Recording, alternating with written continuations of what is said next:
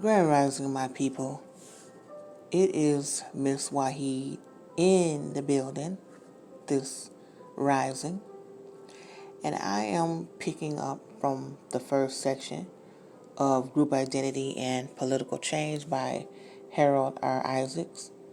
I thought about what he explained about how it's going to take some time before white people generally come more fully to terms with the new non-supreme terms of their whiteness. I thought about that all week, that it's going to take some time. And if you've been walking around living with this superiority complex for eons, yeah, I guess it will take some time. So I'm going to get right in where he begins, going further into this subject. The music is soundscapes on my TV here. So I'm just listening to some relaxing music, and no, I don't own this. So I just want to give credit to the people. So I hope you're having a wonderful weekend and a great morning, taking care of some of the things that you need to take care of, or just laying around like you never get to do. Okay, I'm ready to read. On the other hand, it may be even harder for non-whites to get used to the new non-subordinate status of their non-whiteness. Great numbers of the present adult generation of non-whites are products of their long history of subjection to whites. The characteristic pattern has been one of internalization of all the downgrading or debasement of their kind, especially among those who had moved up as far as they could toward the levels occupied by their white masters. They have, in one degree or another, accepted the white world's image of them, defending themselves against it through devices of imitation or attempted assimilation.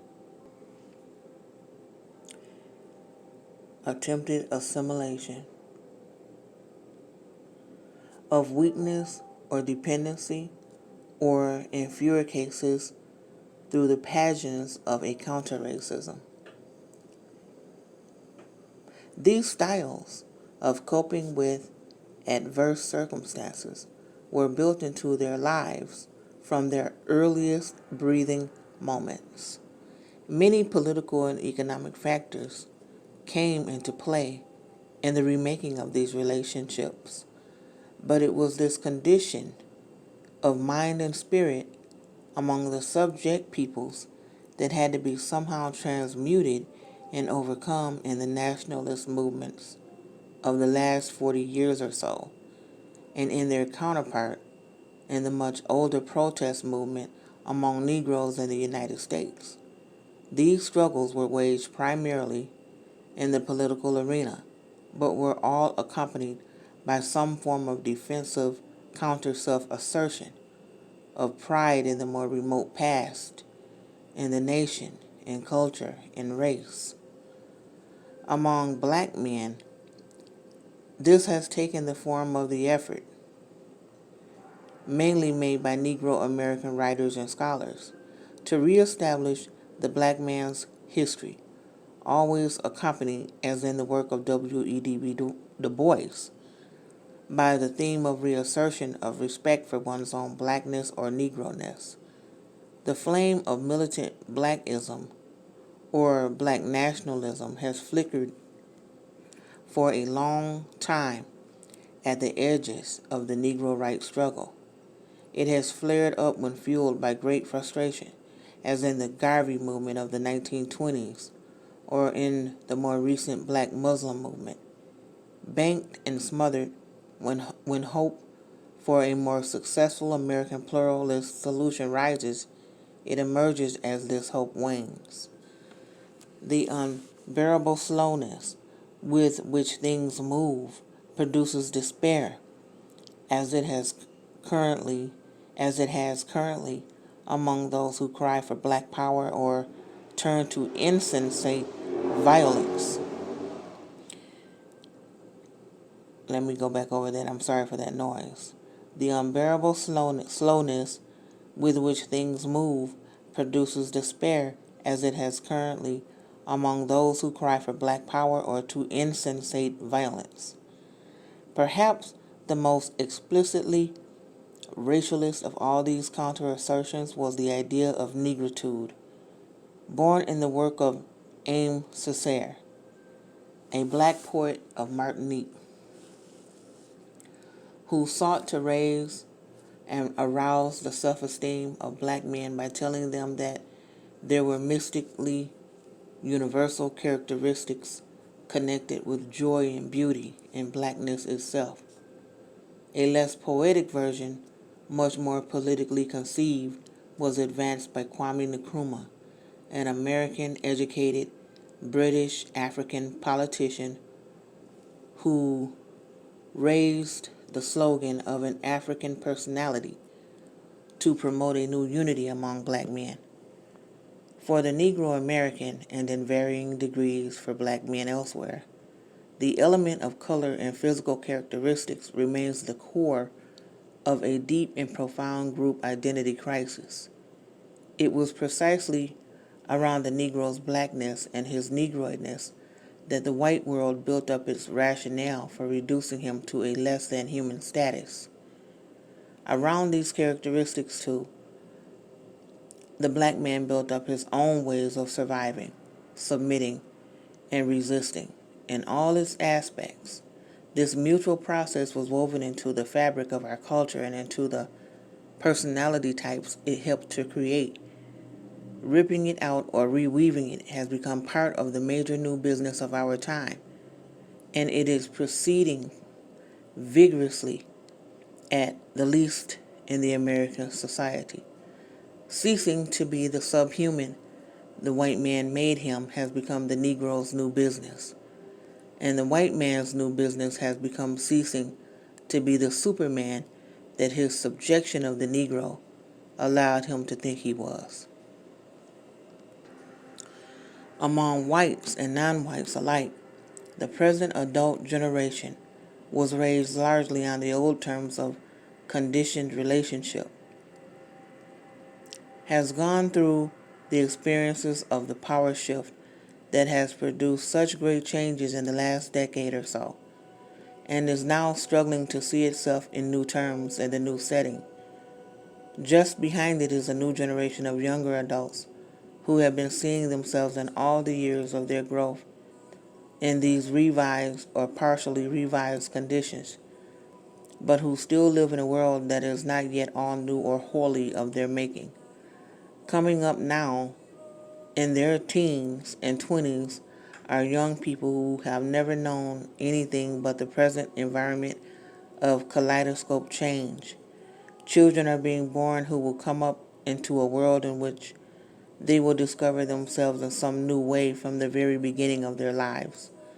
The terms of a new kind of relationship between white and non-white are being drawn.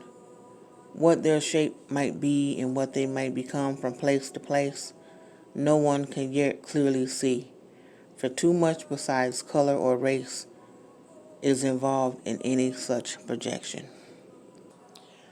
So, I will be continuing on with group identity and political change, moving on into where he starts to talk about all the new racial situations being created by the new politic. books.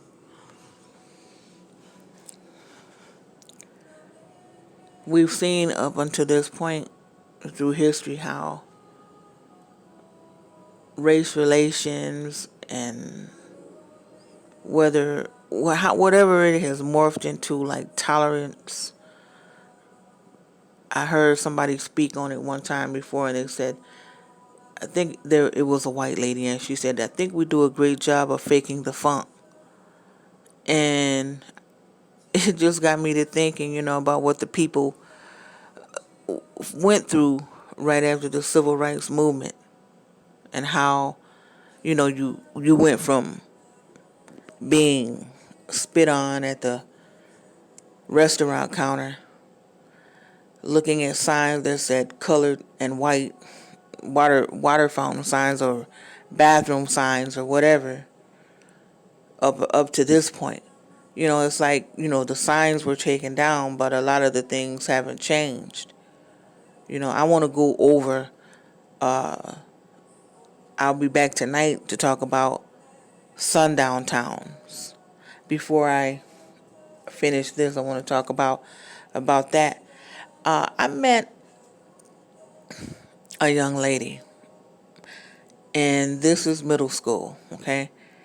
And I overheard her talking to some of her friends about Afro-American issues and everything, and she sounded so wise, beyond her years. So I just had a little conversation with her, and she began to tell me how, she said, how they won't let us, they don't want to teach black history in school. She said, well, everything I've been learning on TikTok. And she said that's how she got interested in going further into studying about her people, TikTok.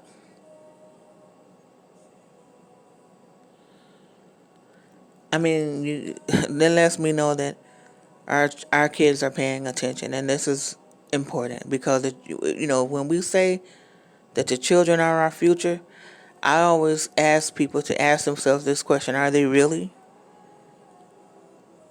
So you take yourself back to when Tupac said, "Each one teach one." Well, a lot of our children learning from TikTok, and they don't need an exam because they are sharing this with their friends.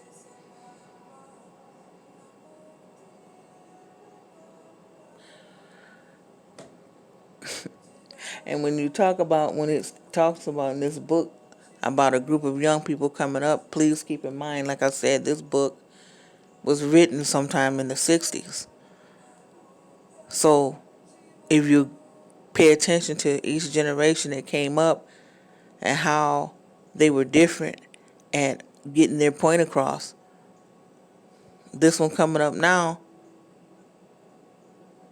is really going to be about it. I'll be back tonight to chill with you, talk about sundown towns, and I'll probably read a little bit more from the book because I'm really anxious to get to the end and then get to the next chapter. I really enjoy you, and I'm glad that you're here. Please stay tuned to Black Living Room Talk for more conversations, stories, and information.